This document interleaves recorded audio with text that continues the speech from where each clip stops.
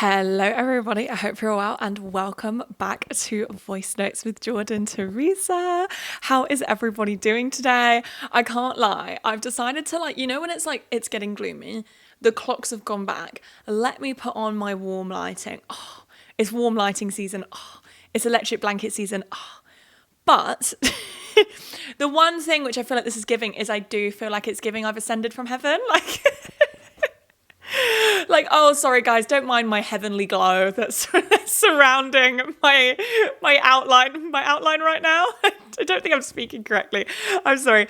But how is everybody doing today? I feel like this is going to be a bit of a weird episode. I'm not even necessarily like I'm in a super podcasty mood, more like I don't feel like I have anything to really update you guys on, because I recorded my last episode on Monday and I'm recording this episode 4 days later.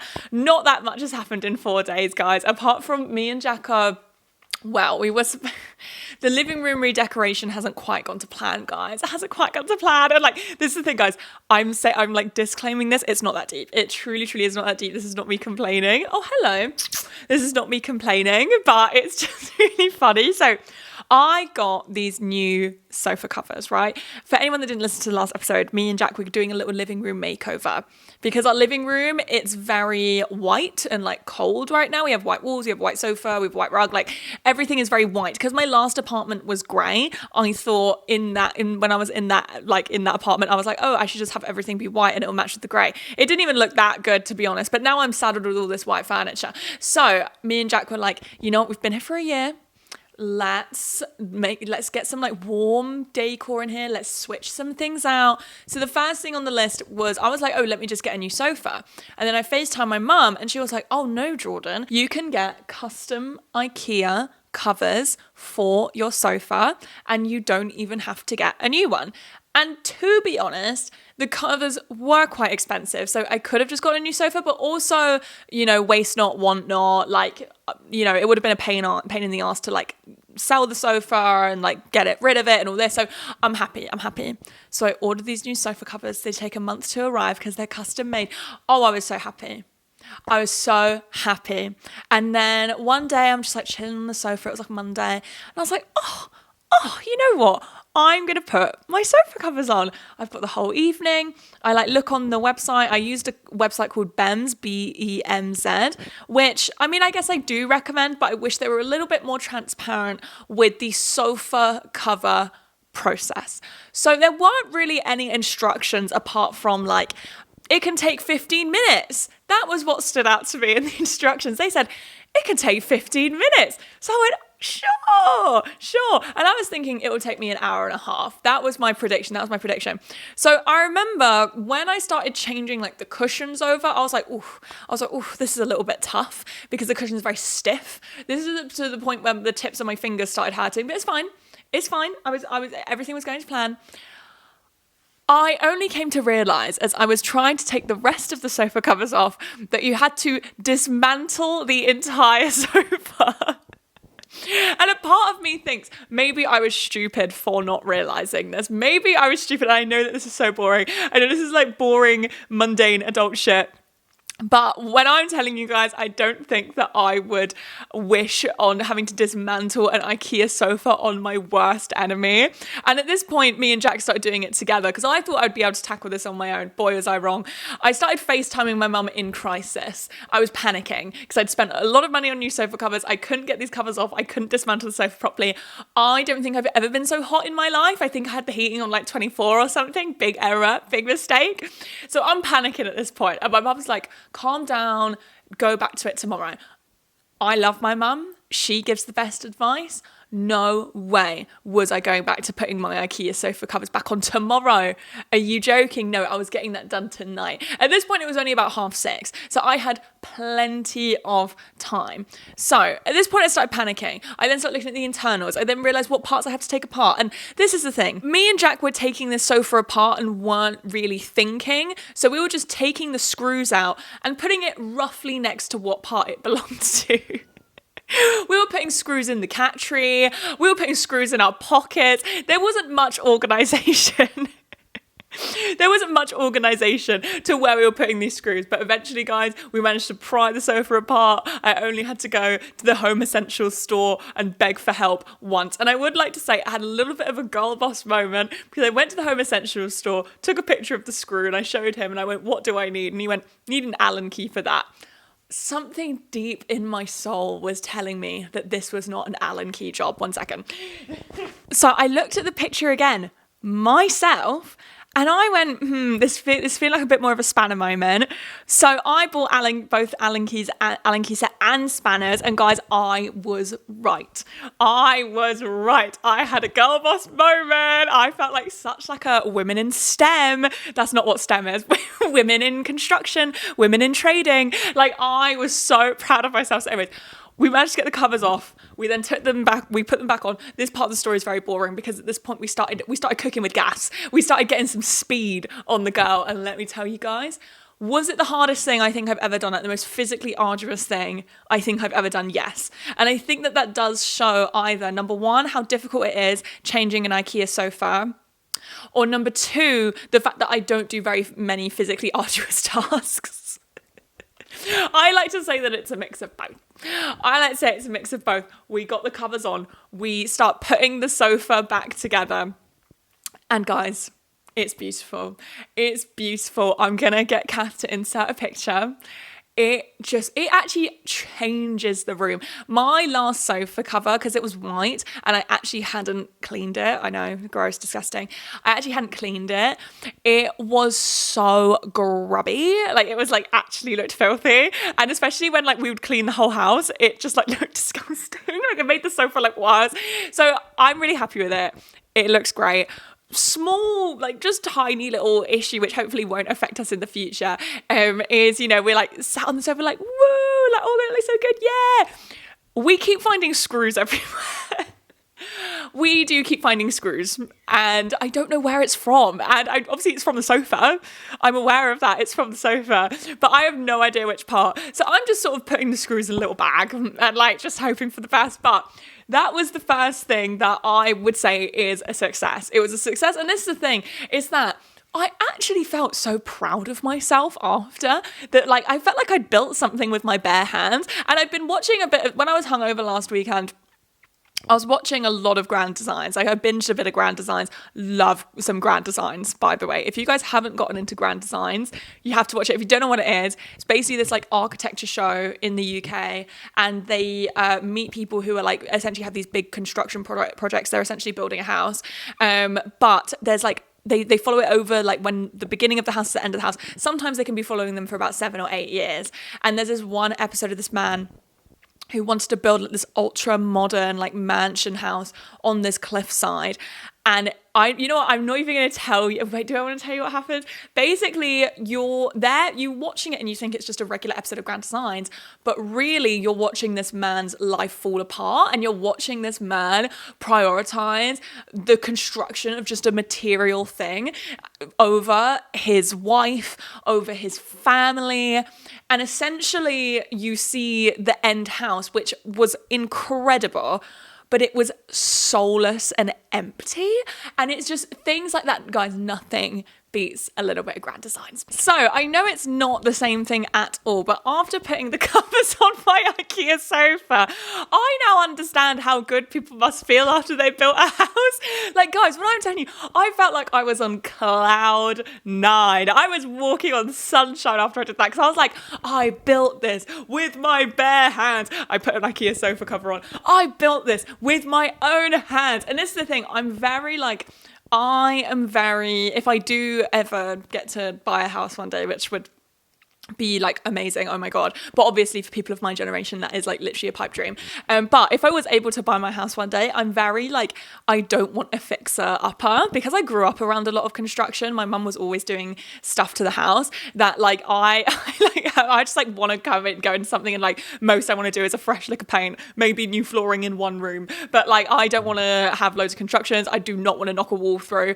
But after putting my IKEA sofa covers on, guys, I feel like it's changed my mindset. I feel like now Now I'm like, do you want to go inside the wardrobe? 1 second. I can't remember what I was even talking about, but I do, after putting my new IKEA sofa covers on, I now understand why people want to build their own house.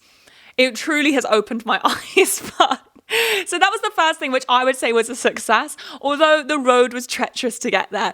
This next thing hasn't quite been a success, and it was basically our dining room table and chairs hasn't been delivered because the delivery driver was having an issue with trying to deliver it. But this is the thing, we took down the table and I've like sold my chairs on Facebook Marketplace. The lovely woman who is, because they're quite damaged, so I just put them on there for free. And this woman messaged me like, oh, I'd like love to pick these up, like all of this. I think I live near you, blah, blah, blah. I was like, oh, perfect. But the chairs are very damaged from Boots because they're rattan. Cats love a bit of rattan. If rattan has 0 fans, Boots is dead. And I was like, oh, like, is the damage okay? All of this. And she was like, yeah. They're for a dinner party, so I just need some extra chairs. I was like, oh. It's like, oh, that's chic. That's so chic. And then not just that, she was like, oh, it's for a dinner party. And then this is so stupid that I think this is chic, but she was like, oh, I can come on like Saturday morning.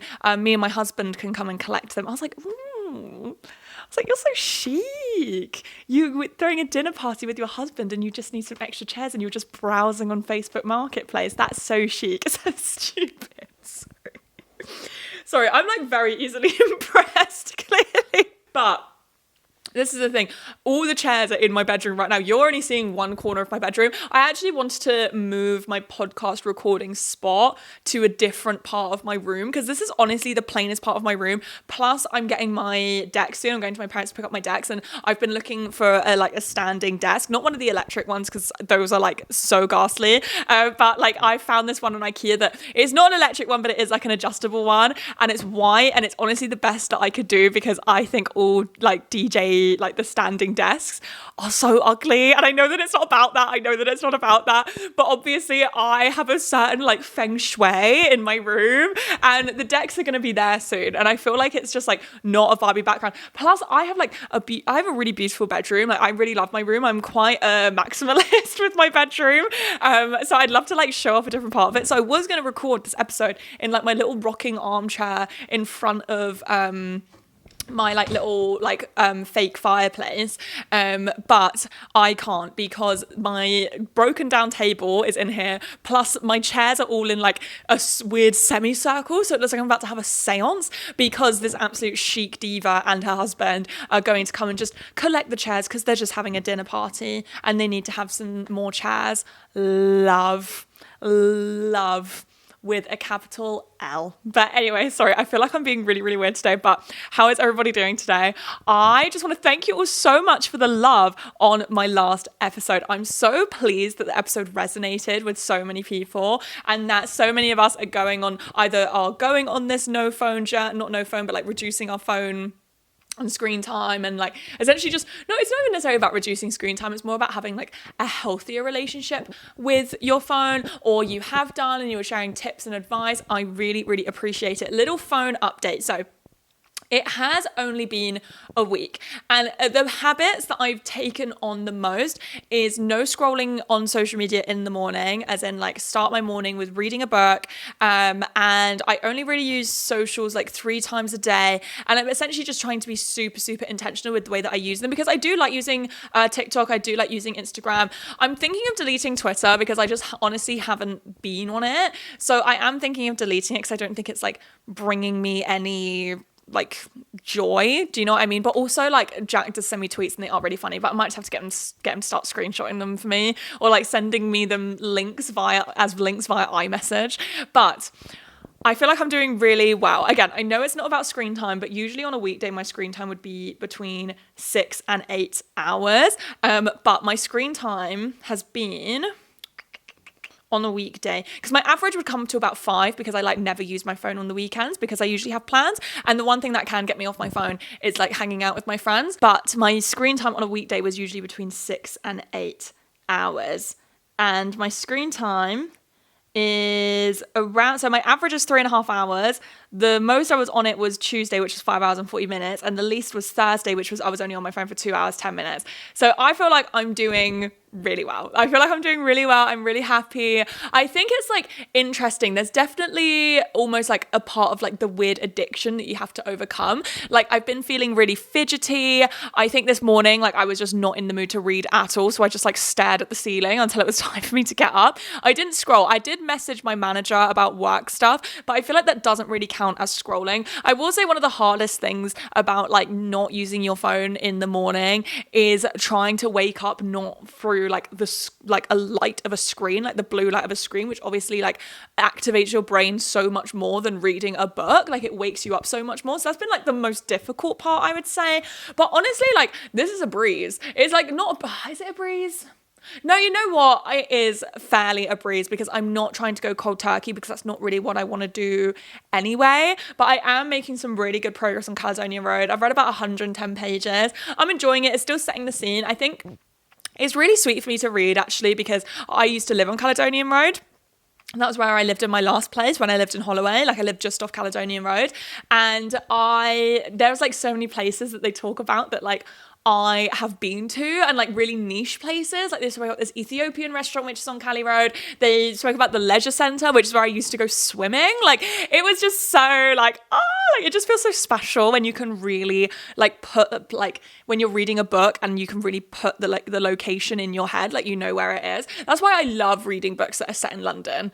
Love. And I feel like it's only going to get easier the less that I use my phone. I'm noticing that when I do use it, I'm getting a better grasp at noticing when I'm using it and not enjoying myself and like putting it down and realizing that it's not making me happy. And I do feel like once I like pick up my DJing properly, and if my vlogs go well, start like editing and uploading vlogs and like more sort of fun chatty videos. Obviously I love doing the pod so much. Do you want to be let out? Sorry, Boots is being so annoying today. It's going well. Luckily, it wasn't too much of a challenge because I wasn't necessarily super addicted to my phone. It was more like I was using my phone as like a habit and I was very dependent on my phone. To be fair, that is what an addiction is. That is, oh my God, the first part about having like being able to overcome an addiction is accepting that you have one. Clearly, I'm not there yet. What is everyone up to this weekend? This weekend, I've already told you guys, but I'm going on a trip with Now TV today, which I'm really, really excited about. I've never been on a trip before. It's like we're going to a hotel in Oxford and I know a few people that are going. We're like have an outdoor activity. We're going for dinner. What else? We get to watch the first episode of the show, and you guys know me. I love a bit of Sarah Snook. I saw Sarah Snook in the picture of Dorian Gray, which she was amazing. Me and editor Kath saw her, and it was just incredible. So I'm really, really excited. And what else am I doing? I'm going for dinner on Saturday. I'm going to a restaurant called Marito's in Exmouth Market. I've never been before. It's a Spanish tapas moment. One thing about me, I'm a London cliche. I love a small plate. I will never, ever understand the small plate slander. What do you mean you don't want to have a little bit of this and a little bit of that in your meal? I love ordering 2 meals and splitting it in half. Like, and that's just what small plates is times 100. Sorry, I'm being so weird today. Sorry, I'm being really, really weird and stupid today. I feel like I can't string a sentence together.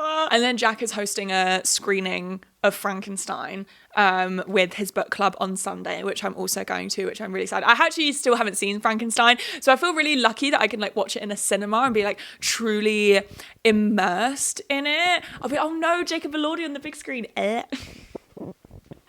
Jacob, no, you're so scary. Have we got a little set of the week this week? I need some set recommendations, guys. I want to find like a fun, bouncy, hard house set. Please recommend me some. I've just been listening to Sam Alfred's, it's called Z's Out, the festival. Z's Out set. I mean, I've been listening to it, quote unquote, listening to it. There's one song in it that I really like that I've just been listening to on repeat. And then, shall we do a little outfit of the day? So, outfit of the day. This is my outfit for my little trip. I'm so excited. Guys, I'm going to feel like such a like businessy girl. Like I'm like bringing my laptop with me for the train. Like, hello. But I'm wearing this this is like my very like smart casual outfit. I'm wearing this beautiful top from Susamusa. It was actually #gifted, aren't I so lucky? Which is a London-based small brand. It's basically like low car, like, you know, what's it called? What is this called? I don't know, like loose. Sorry. It's like drapey. That's the word. It drapes. It drapes. And I've got my nice like fruity booty like candy pink bra underneath because, as I said in my Things That Are Chic podcast episode, I think that this is very, very chic. And what else?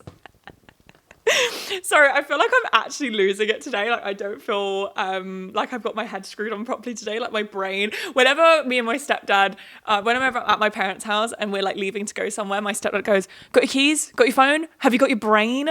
And honestly, nothing is rung more true today because I don't know where the fuck I've left my brain, but I feel like my head is not screwed on properly and I cannot string a sentence together. But I've got this beautiful top on. Guys, new pair of jeans have entered the chat. There's another pair of jeans from Vivien's Vintage, which is probably one of my favorite vintage brands in London. They're like low, like sort of slightly like mid-wash. They're DKNY. They fit me perfectly. Guys, when I went on my birthday shopping trip, I found not one, not two, but 3 pairs of trousers that fit me perfectly. Do you know, I mean, we all know here how rare that is. I feel like every person is always in the pursuit of a pair of trousers that actually fits them. And it's actually really interesting because now I've got these sort of, I've been a little bit more into like this slimmer jean silhouette. I am now like averse to those baggy jeans. Yeah, you know those baggy jeans that I wear in like literally all of my episodes. To be fair, they are falling down. To be fair, I cannot run across the road without having to hold them up by the waist because my pants will fall down and I'll embarrass myself in front of everyone. It would be awful. But I had definitely been leaning more towards like a slimmer leg trouser, and it's like so interesting, like how big and baggy they look now. I feel like I look so silly. I feel like I look so silly. But loving these jeans. And then what shoes am I gonna wear? I'm gonna wear my little Diesel boots that are a size too big, so I need to stick an extra pair of socks on before I go. And yeah, and then just before we get into today's episode, sorry, I feel like it's been a bit of a weird intro. I'm in a weird mood today. She's so random. She's so weird. Sorry. If you by some miracle want to watch more voice notes content, sorry, I feel like I really have not sold myself in today's episode. If you do want more voice notes content, don't forget to subscribe to the Voice Notes Substack. Not only do we have a couple of written articles to go alongside a few of these episodes, but also for paid subscribers, we have bonus episodes. We upload bonus episodes once a month, plus we do a monthly live stream. I absolutely love doing the live streams because it feels really good to get some proper FaceTime with you guys. There are 3 bonus episodes up at the moment. One about J.K. Rowling, Emma Watson, separating the art from the artist, Harry Potter adults, etc. One about Bonnie Blue and contemporary sex work. And the other one is about Sydney Sweeney and Sabrina Carpenter. And the next episode is, I'm obviously thinking about it. I'm pondering. Guys, we're going to have to talk about open relationships. We're going to talk about open relationships, Lily Allen, David Harbour, her new album, and that's what's going to be the next juicy bonus episode. So if you do find yourself wanting a little more content, feel free to subscribe to the Substack. Obviously, no pressure. It's just a little avenue for me to make extra content and speak about things which love youtube.com, but they aren't a super huge fan of over here. So in today's episode of Voice Notes with Jordan Theresa, I want to talk about something that I've been seeing on TikTok. What a shock. What a shock. She said she's not on her phone, but she's been seeing things on TikTok. You know what's so funny? Low-key, I'll be slagging TikTok off, but I'm literally going to the TikTok Awards next week. I love the team over at TikTok. And this is the thing, you guys know me, I'm not deleting the app or anything. When I've spoken about my phone addiction, I actually quite like using it in moderation. My issue was that I was using it so much. And also the issues that I have often are actually inherent to these sort of For You algorithms, which recommend you more of what you've been watching and things that are similar. You sort of end up trapped in these sort of like algorithmic cycles, which isn't a problem which is exclusive to TikTok. But sorry, it's actually giving like, you know, that SpongeBob meme where it's like, I can't stand that bitch, me and my bestie. That's what it's giving. But in today's episode, I want to chat about something which I've been seeing on TikTok, which I think has been playing on my mind a bit. I've been thinking about it, and it is this so stupid. Why am I making an episode about this? It's called the winter uglies. I have been seeing this all over my TikTok feeds. And this is the thing, I feel like I see it and then I watch it because I'm annoyed and then I end up getting served more of it. But the winter uglies is a nickname for being or feeling uglier in the winter, right? I can't imagine this is a particularly new phenomenon, or this is a phenomenon which is exclusive to Gen Z. I just think Gen Z have like a very particular like Gen Z nickname for it, a social media sort of slang for it, which is the winter uglies, which is feeling or like quote unquote looking uglier in the winter. And this can probably be chalked up to essentially having less of a tan, getting less beauty treatments and maintenance. I used to be a beautician, and my busiest season was easily the summer. Also having to, I guess, layer up more. This is the thing, I feel like I do dress better in the autumn and winter because I like layering. I like being able to like, oh my god guys, I like being able to play around with new jackets. But no, seriously, I like wearing my skirt over trousers moment. I actually think that I dress a lot better in the winter than in the summer, but a lot of people prefer their summer wardrobe. They prefer getting a little more skin out. I know that I actually probably, to be fair, feel a lot more sexy during the summer because I get my skin out and I have my little like halter neck tops on and my little midi skirts and my little platform flip-flops. I'm loving life. I'm loving life. But also, you know, I'm imagining that a lot of people understandably find autumn and winter really difficult. Spring and summer are just the elite seasons. It just is. Feeling the sun on your skin and seeing a blue sky every day really truly does do wonders for your mental health.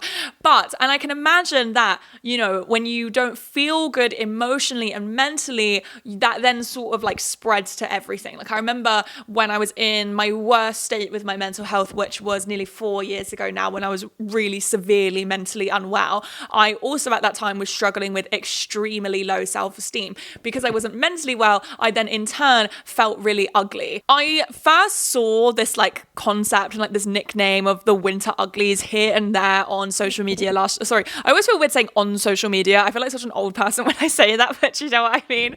Like Jack the other day was talking about the Traitors and he went, did you see the Traitors ending got leaked on the internet? I went, okay, on the internet? Okay, mum. We were crazy about it. But I saw the winter uglies mostly on TikTok last year, but it seems a lot more prominent this year. I'm seeing it crop up so much more often, and it's making me feel a certain type of way.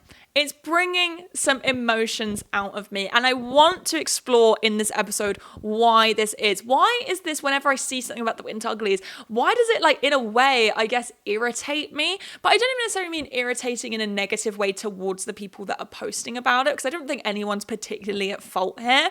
It's more just like the phrase of the winter uglies is irritating me, and I want to explore why in this episode. This isn't going to be a particularly like research-based episode, to be honest. It's going to be more of like my personal thoughts, my personal opinions on this topic. And the way I literally wrote in my script, I know I'm going to sound like the friend that's too woke. I know that people use the friend that's too woke as a meme, but I am truly the friend that's too woke, and I am proud. But at the end of the day, I do think about things very critically, and like if I do have a certain emotion towards something, if something does get under my skin, if something does irritate me, I try to like dig into it deeper, which is how often a lot of these podcast episodes come about. But something which has really caught my attention about this entire winter uglies thing is how I think that women's beauty standards very subtly sneak their way into our language, and specifically social media trends, phrases, memes, etc. You know, winter uglies is just one example, but I am sure there are other versions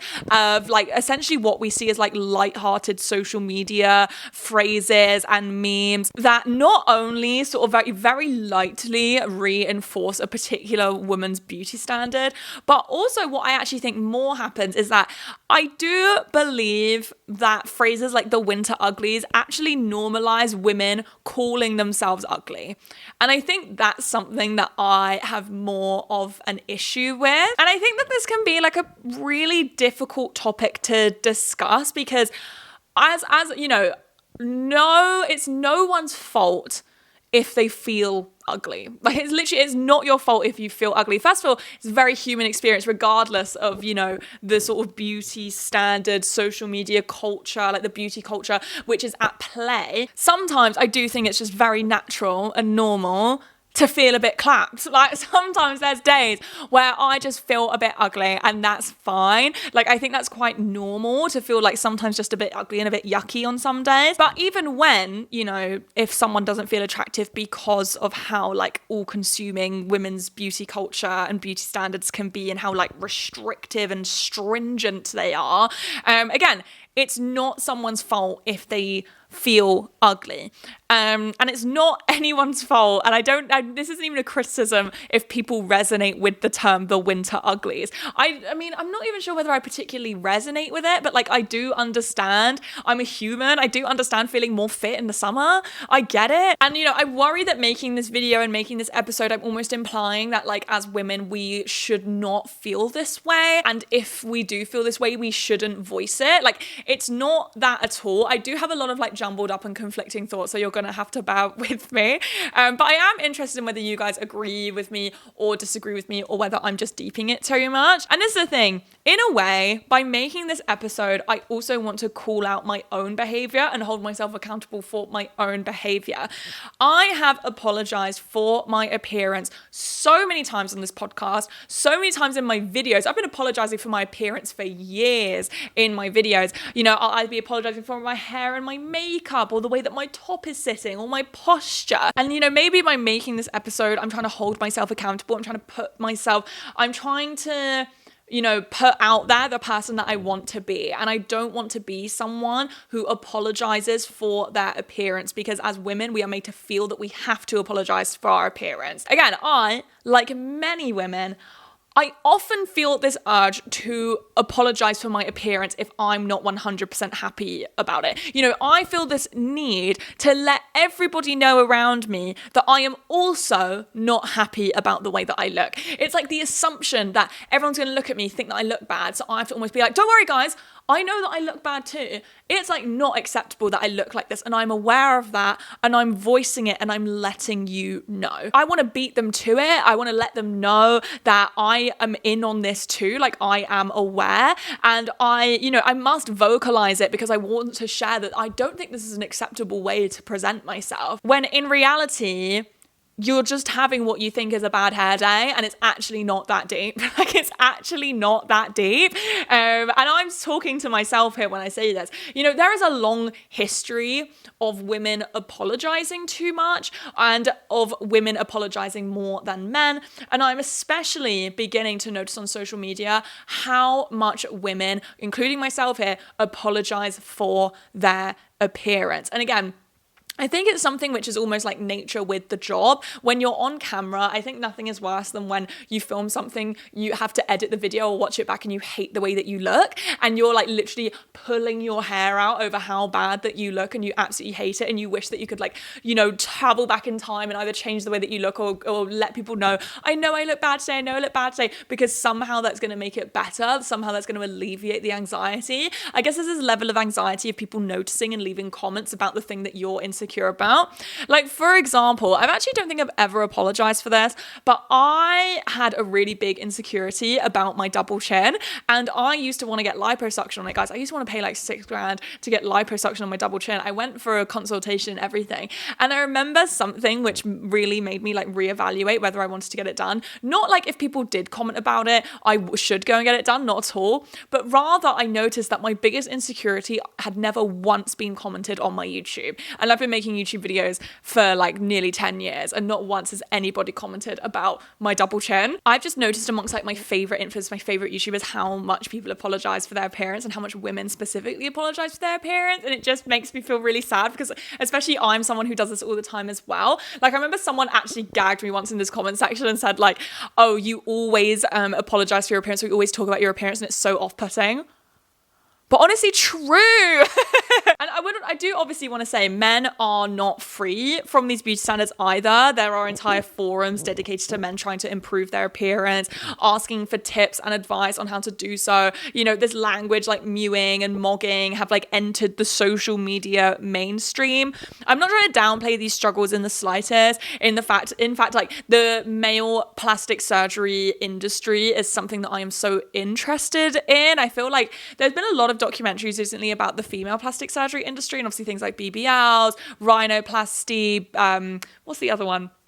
I can't remember the one off the top of my head right now, but I'm actually not seeing a lot of documentaries made about like specifically the male plastic surgery industry, like leg lengthening surgery. I think there has been a few about hair transplants, but that's something that really, really interests me. But I think there is, and I would love to know what you guys think, an interesting gender dynamic at play is women's tendency to apologize for their appearance rather than men. And this is the thing, this entire thing does also tie in with what I actually mentioned this episode earlier, weirdly enough, the things that I think are chic podcast episode, where I said something I think is really chic is when a woman shows up to like a function or an event without any makeup and doesn't explain herself nor apologize for it. And in a way, I think this is how I perceive the winter uglies trend and why it's gotten under my skin a little bit, because I just see it as another way that women are apologizing for their appearance. And I think it makes sense that, and again, this is obviously like beauty standards talk, we all know this here, but when our appearance and our bodies have been so commodified to an extent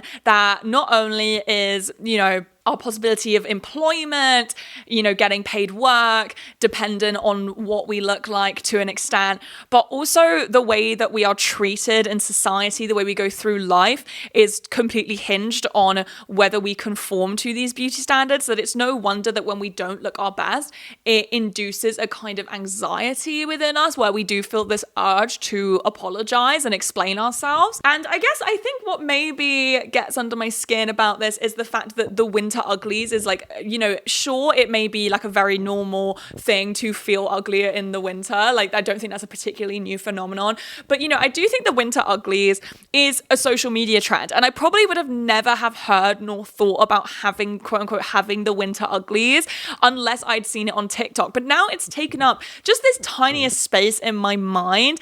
And, especially I can imagine there must be at least some influencers who are posting about the winter uglies who don't even necessarily feel uglier in the winter, but rather because it's a social media trend and they want, this particular video to perform well. And look, I'm not gonna, you gotta do what you gotta do. You guys know me, I do social media for a job. I understand search engine optimization. And I guess what I'm saying is that this isn't even necessarily criticism. This is the way that this sort of capitalistic social media cookie crumbles. I think it just makes me sad that at the end of the day, there is money to be made and there's social capital to gain from speaking badly about your appearance. It just makes me sad. It makes me sad. And this reminds me a little bit of The Beauty Myth by Naomi Wolf. And obviously I know that Naomi Wolf has gone down a, very interesting path, to say the least. In this book, to very, very spark notes it, one of sort of Naomi Wolf's main theories is the fact that women have been socialized to be so preoccupied with their own appearance to essentially hold them back from socially and economically overtaking men. Like, isn't that is such an interesting theory? And I do think it does ring true to an extent, whether it's intentional or not. I think I'm on a little bit of a buzz right now about not complaining about my appearance publicly. And like, if I do feel particularly ugly, like either if it is really irritating me, call my mom and rant about it. But also I think just like something which has really helped me is just accepting I don't feel great about my appearance today, but that's all right.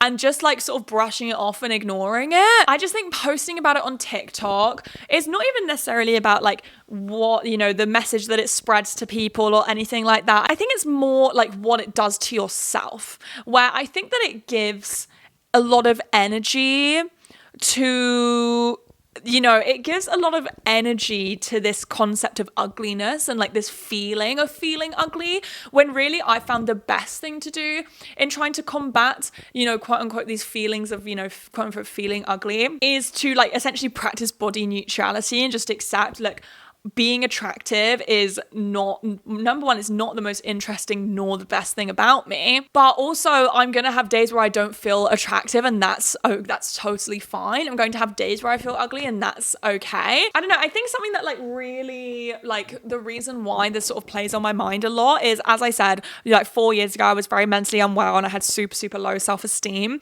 And I think something that's so sad was how much emotional space was taken up with my appearance appearance, like whether I felt good in the morning or not, whether I felt ugly or not in the morning, would completely govern the way that the rest of my day went. And not only and I also think that was like a representation of how mentally unwell I was, but not only did that like rob me of like some great days because I was so preoccupied with my appearance, but also I look back on the pictures and I looked pretty. So like it was silly and daft in the first place. I don't want to even dismiss it as silly and daft, but like it would just, there was nothing to be gained from it. So my little takeaway from this like weird little episode we've uploaded this week is, girlies, let's train ourselves to be less preoccupied with our appearance. And I'm holding myself accountable here. I think practicing body neutrality is always going to be the way to go. I practice body neutrality with my nose. I used to want to get a nose job. I used to hate my nose. And then I was like, you know what, let me just and I started just caring about it less and less. And now I really like my nose. Feeling ugly is not the worst thing that you can be. And sometimes feeling ugly it just is. Do you know what I mean? It's, you don't need to spin it into this positive thing, but you don't need to spin it into this negative thing either. It just is. And I think that that's the thing that like really I'm trying to practice more of, is like is my appearance not taking up so much mental space. But I hope you guys enjoyed today's episode. I really, really did. I enjoy making it. I'm interested to hear what you guys think. Sorry, I feel like my brain, I can't string a sentence together today. But I hope that you guys enjoyed. I'd love to know your thoughts. And I'll see you all next week for another episode. Bye.